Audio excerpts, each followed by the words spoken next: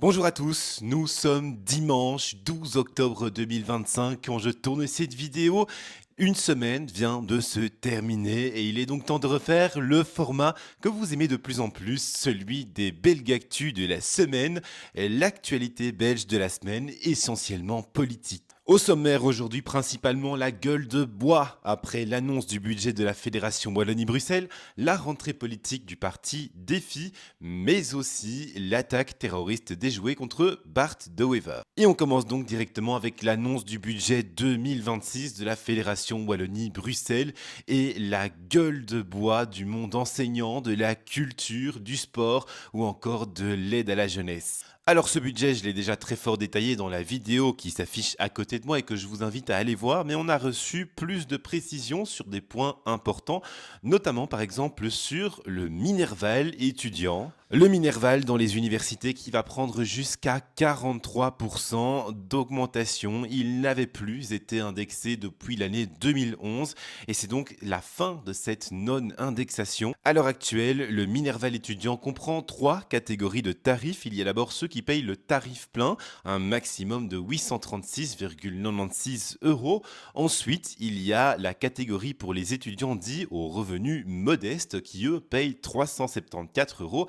Et puis, enfin, il y a la catégorie pour les étudiants boursiers qui, eux, ne payent rien, c'est gratuit pour eux. Dès la rentrée 2026, il y aura quatre lignes dans la grille tarifaire. D'abord, on retrouvera la ligne pour les étudiants boursiers pour qui ce sera toujours gratuit, la ligne pour les étudiants aux revenus dits modestes qui payeront toujours, eux, 374 euros, et puis une nouvelle ligne intermédiaire pour les étudiants qui, eux, payeront 836 euros, le tarif plein actuel, et enfin une dernière ligne, le nouveau tarif plein qui sera lui de 1190 euros. Alors, qu'est-ce qui va déterminer le fait qu'un étudiant doive payer le tarif à 836 euros dans la ligne intermédiaire ou le tarif plein à 1190 euros? Eh bien, de ce que l'on sait, ça va se baser sur l'avertissement d'extrait drôle, ce document que l'on reçoit une fois par an et qui indique les impôts que l'on doit encore payer ou bien qui devront nous être remboursés. En clair, l'idée est que les étudiants payent maintenant un tarif qui sera en fonction de leurs revenus, mais aussi des impôts qu'ils payent. Et donc, les étudiants aux revenus les plus aisés devraient payer le tarif plein à 1190 euros et les autres eh bien, seront dans la catégorie intermédiaire à 836 euros. Mais le marqueur précis, à quel moment on définit qu'un étudiant a des revenus aisés ou pas, eh bien ça, il n'est pas encore déterminé par la Fédération Wallonie-Bruxelles. En plus de cela, il y a une mesure que je n'ai pas citée dans la vidéo que j'ai faite sur le budget de la Fédération Wallonie-Bruxelles parce que l'information n'était pas encore largement répondue au moment où je l'ai tournée. C'est la fin de la gratuité pour tous au niveau des fournitures scolaires dans l'enseignement primaire et maternel. En effet, jusqu'à maintenant, dans l'enseignement maternel et jusqu'en troisième primaire, les fournitures scolaires étaient gratuites. Elles étaient prises en charge normalement par la Fédération Wallonie-Bruxelles. C'est donc terminé pour une partie de la population. L'idée en fait ici reste évidemment de faire des économies, mais c'est aussi d'étendre la mesure jusqu'en sixième primaire, mais uniquement par contre pour les enfants les plus défavorisés, c'est-à-dire donc que les enfants que l'on considère les plus défavorisés continueront de bénéficier de la gratuité des fournitures scolaires et ce désormais jusqu'en sixième primaire. Pour les autres, eh bien, ça devrait ne plus être le cas. Seulement là aussi, il y a encore du flou. On ne sait pas par exemple quel sera l'indicateur précis pour déterminer qu'un enfant est assez précarisé pour bénéficier de la mesure ou non. À partir de quand est-ce qu'un enfant y a droit ou est-ce qu'il n'y a plus droit? La mesure coûtait environ 20 millions d'euros par an à la Fédération Wallonie-Bruxelles. Il y aura donc des économies là-dessus. Et on assure aussi qu'au moins une partie du montant de ces économies sera reversée aux écoles pour assurer leurs frais de fonctionnement. Au niveau des réactions, ce budget, on peut le dire, il a provoqué la consternation générale, que ce soit dans la classe politique, chez les syndicats, à la Ligue des familles, à la Fédération des étudiants ou bien encore au délégué général du droit de l'enfant. Partout, c'est le même constat. Le budget est dur à avaler. Les craintes, évidemment, elles sont assez multiples. La Fédération des étudiants francophones, par exemple, cible l'augmentation du Minerval pour les étudiants. Le délégué général du droit de l'enfant, lui, craint que ce soit les enfants qui sont déjà les plus défavorisés, qui trinquent encore plus que les autres. Du côté de la Ligue des familles, on s'inquiète plutôt de cette mesure que je viens d'expliquer, de la fin de la gratuité pour tous des fournitures scolaires. Et puis du côté des syndicats, eh bien, on est plutôt sur le fait que certains enseignants dans le secondaire vont devoir travailler 2 heures supplémentaires en présentiel en classe par semaine. Parmi les secteurs durement touchés dans les compétences de la Fédération Wallonie-Bruxelles, on peut épingler le secteur de l'aide à la jeunesse. Le secteur de l'aide à la jeunesse, pour le dire simplement, ce sont donc ce secteur où les enfants bénéficient de la protection des services sociaux. Ces enfants, ils connaissent des difficultés parfois graves, telles que l'extrême pauvreté ou bien encore la maltraitance, et ils sont normalement pris en charge d'un côté par le service d'aide à la jeunesse et de l'autre par le service pour jeunes. La différence entre les deux, c'est qu'au service d'aide à la jeunesse, eh bien, c'est avec l'accord des parents. Au service pour jeunes, c'est la justice. Ces deux services, ils peuvent mandater toute une série d'institutions et d'ASBL pour venir en aide aux enfants et à leurs familles. Ces services de protection peuvent également décider, si nécessaire, de placer les enfants dans des foyers d'accueil spécialisés ou bien dans des familles d'accueil. Pour ce secteur, donc de l'aide à la jeunesse, la Fédération Wallonie-Bruxelles a décidé d'un moratoire de 2 ans en 2026 et 2027 sur toute nouvelle demande d'agrément. Autrement dit, plus aucune nouvelle institution d'aide à la jeunesse ne pourra être créée. Mais en plus de cela, les subventions triennales sont gelées. Alors une subvention triennale, c'est quoi? Eh bien, tout simplement, un foyer ou une institution d'aide à la jeunesse reçoit ces subventions pour faire fonctionner le bâtiment, mais aussi pour financer le personnel de la part de la Fédération Wallonie-Bruxelles et elle les reçoit une fois tous les 3 ans. C'est pour ça qu'on appelle ça des subventions triennales. Ces subventions ne seront donc plus indexées, elles ne suivront plus l'évolution du coût de la vie.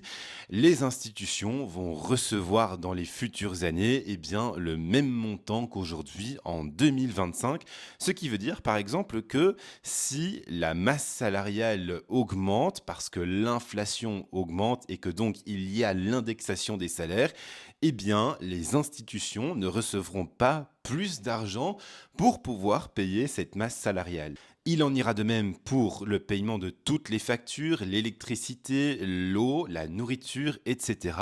Si tous ces frais-là augmentent, eh bien, tant que les subventions triennales sont gelées, les institutions ne recevront pas plus d'argent. Il faut savoir que ce secteur souffre déjà d'un sous-financement chronique depuis des années.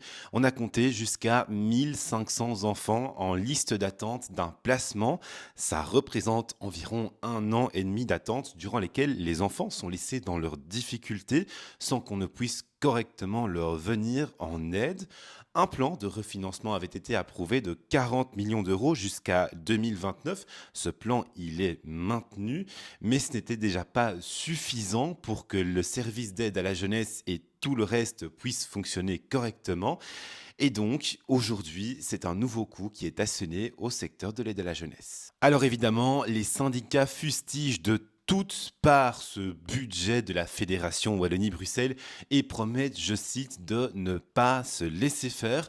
On attend notamment des perturbations dans les écoles dès le début de la semaine prochaine et évidemment aussi le 14 octobre. Le 14 octobre, c'est donc le jour de cette manifestation en front commun syndical qui démarrera à 10 heures de la gare du Nord à Bruxelles. Elle passera par la gare centrale, se terminera à la gare du Midi. Attention, les services de transport en commun sur tout le pays, que ce soit la TEC, la STIB ou bien encore Delaine, ont averti qu'ils prévoient des grosses perturbations sur l'ensemble de leur réseau. La SNCB ne devrait pas être impactée parce que les manifestants vont utiliser le train pour se rendre à la manifestation. Les aéroports de Charleroi et de Bruxelles seront également fermés au décollage. Il n'y aura pas un seul avion qui quittera les pistes ce jour-là. Le 14 octobre, c'est également normalement le jour où Bart De Wever doit faire son discours sur l'état de l'Union, le discours de politique générale à la Chambre des représentants, celui dans lequel il expliquerait aussi le budget 2026 pour le gouvernement fédéral. Mais ça semble de plus en plus compromis. Maxime Prévost et Bart De Wever se sont vus aujourd'hui et Maxime Prévost est ressorti de la réunion en expliquant aux médias qu'il n'y avait plus aucune possibilité pour que le budget du gouvernement fédéral soit bouclé d'ici le 14 octobre. Autre sujet, le parti Défi a fait sa rentrée politique. Ce dimanche, le parti tente de se réinventer, se recréer, se refonder en définissant 6 nouvelles priorités. Et les 3 premières, c'est-à-dire la démocratie et l'état de droit, le libéralisme durable et responsable, et enfin le vivre ensemble, devront être travaillées et affinées pour l'année 2026. Et puis les 3 suivantes, l'Europe comme horizon, protéger notre planète et le progressisme, elles devront être affinées et travaillées pour 2027. Je vous propose à ce sujet d'écouter la présidente du parti Défi, Sophie Rohoni. Parlons un peu maintenant du parti Défi directement. Aujourd'hui, vous avez intitulé le meeting Osons l'avenir. Défi, c'est vrai, doit complètement se reconstruire. Vous avez évoqué 6 nouvelles priorités. Qu'est-ce que ça va être exactement ces 6 nouvelles priorités? Ça va être quoi l'avenir du parti? Alors en effet, on a intitulé notre processus Osons l'avenir parce qu'on voit qu'aujourd'hui l'avenir il n'incite pas à l'optimisme, il fait plutôt peur, en particulier pour les jeunes générations. Et donc on voulait vraiment porter un message d'espoir, un message positif en nous profilant comme une alternative. Ça veut dire en effet pouvoir prendre à bras le corps toute une série de thématiques qui en fait étaient délaissées par d'autres partis alors qu'ils sont déterminants pour l'avenir. Je pense à la criminalité environnementale, je pense au vieillissement de la population, comment veiller au refinancement des pensions parce que ce sont les jeunes d'aujourd'hui qui vont devoir les payer demain. Et donc c'est toute une série comme ça de matières sur lesquelles on va s'atteler. Je pense par exemple en tant que femme à la revalorisation des compétences des parents. Il y a des parents qui à un moment donné se mettent de côté sur le marché du travail pour pouvoir s'occuper de leurs enfants. Je pense que c'est fondamental de pouvoir valoriser et reconnaître les compétences qu'ils ont acquises en tant que parents. Et donc, ça passera par un bilan de compétences de ce qu'on appelle les soft skills, donc l'organisation du temps, le leadership, la motivation, etc. Donc, on a plein de belles idées comme ça que l'on va pouvoir creuser et tester aussi auprès des citoyens tout au long de ces prochains mois. Cette reconstruction, elle prendra du temps, je suppose même peut-être plusieurs années. Vous avez évoqué peut-être même un changement de nom aussi à la fin 2026. Alors ça, on en sera plus, je suppose, plus tard. Mais est-ce que il y a réellement quelque part encore la place pour ce que vous appelez finalement cette voix modérée, c'est ça que vous voulez dire, par rapport au discours du MR, au discours du PTB d'un côté. Est-ce qu'il y a encore beaucoup de place pour le discours et la position de Défi réellement? Alors c'est vrai qu'on est aujourd'hui dans un contexte qui est très compliqué pour un parti centriste, modéré comme Défi. On est aujourd'hui dans un contexte où ce sont les populismes et les simplismes qui se font le plus facilement entendre. Les réseaux sociaux n'aident pas, mais les réseaux sociaux c'est aussi un outil. Donc c'est à nous de nous réinventer en tout cas dans notre communication pour être plus audible, pour être plus intelligible.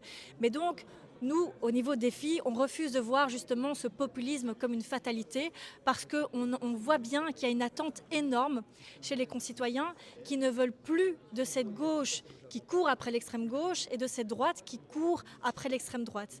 Il y a une place au centre aujourd'hui et aussi pour un parti libéral qui soit vraiment libéral, qui ne bafoue pas les valeurs du libéralisme comme celle de la liberté, de l'égalité et de l'émancipation. On le voit notamment avec toutes les mesures qui vont viser les enseignants et les jeunes. On est en train de tuer une génération avec des mesures qui vont faire mal et qui n'ont que pour seul objectif de ramener de l'argent dans les caisses, mais au final en cassant des vocations. Je trouve ça terrible le message qui a été envoyé ces derniers jours à la jeune génération. Et donc oui, on doit oser l'avenir aujourd'hui, plus que jamais. Vous parlez beaucoup de l'enseignement et ce sera ma dernière question. La Fédération Wallonie-Bruxelles a annoncé son budget cette semaine et c'est un peu la gueule de bois générale, hein, il faut bien le dire. Il faut être très très clair, ce sont des mesures qui sont très dures pour l'enseignement, pour l'aide à la jeunesse, pour la culture. Est-ce que vous pensez qu'on aurait pu faire différemment et comment, à défi, vous auriez fait différemment, bien si vous aviez été à la place du MR et des engagés? Alors, comme je l'ai dit, on ne peut pas nier qu'il y a un problème de déficit budgétaire qui, à terme, va poser un problème par rapport à la pérennité des services qu'on offre à la population dans l'enseignement. Mais il y avait d'autres manières de faire que de casser les vocations et des enseignants et des étudiants et des écoliers et de demander aux parents en fait de payer toujours plus pour ce système, sachant que le système il est de moindre qualité de plus en plus. Donc ce qu'on a mis sur la table il y a des semaines de cela maintenant, c'est un plan de refinancement intelligent de la Fédération Wallonie-Bruxelles en mettant en place toute une série de mesures visant à rationaliser, à savoir vraiment rationaliser le matériel, les lieux d'enseignement, les lieux de cantine, d'études, etc. C'est une proposition parmi d'autres pour montrer qu'il y a des mannes budgétaires sans pour autant solliciter l'argent des contribuables qui payent déjà des impôts et qui sont déjà, au regard de ces impôts, en droit d'attendre des services de qualité. Vous le voyez donc, au propos de la présidente Sophie Rohoni, Défi s'oppose totalement à la politique des gouvernements en place et veut réécrire aussi sa propre vision du libéralisme en s'éloignant de celle donnée par le mouvement réformateur. Puis vous avez pu voir aussi l'avis de Sophie Rohoni sur le budget de la Fédération Wallonie-Bruxelles 2026 dont on vient de parler juste avant. Reste maintenant à voir comment concrètement ce parti va se reconstruire et s'il va y arriver. Ils se mettent en ordre de marche pour les élections 2029. Et puis enfin, cette semaine, une tentative d'attaque terroriste a été déjouée. Elle visait principalement Bart De Wever, mais aussi d'autres personnalités politiques. 3 personnes nées en 2001, 2002 et 2007 ont été arrêtées. L'une d'elles, au moins, est toujours placée aujourd'hui sous mandat d'arrêt. L'idée de l'attaque aurait été d'utiliser un drone chargé d'engins explosifs et l'attaque aurait été d'inspiration djihadiste également. 4 perquisitions ont été menées en Belgique, dans la province d'Anvers, dont une à 500 mètres à peine du domicile privé de Bart De Wever. Aurait donc été retrouvé un drone, un engin explosif non opérationnel, mais aussi des balles en acier. Parmi les personnalités visées, on compte Geert Wilders, le leader de l'extrême droite aux Pays-Bas. Lorsqu'il a appris la nouvelle, Geert Wilders a décidé de suspendre sa campagne électorale. L'OCAM, de son côté, a décidé de maintenir le niveau d'alerte terroriste au niveau 3, le niveau grave, c'est-à-dire que la menace est possible et vraisemblable. Voilà donc pour ces quelques belles actus de la semaine. Celle de la semaine prochaine s'annonce chargée, notamment avec la manifestation du 14 octobre. Je vous donne donc d'ores et déjà rendez-vous dimanche prochain. Je vous dis à bientôt. Ciao!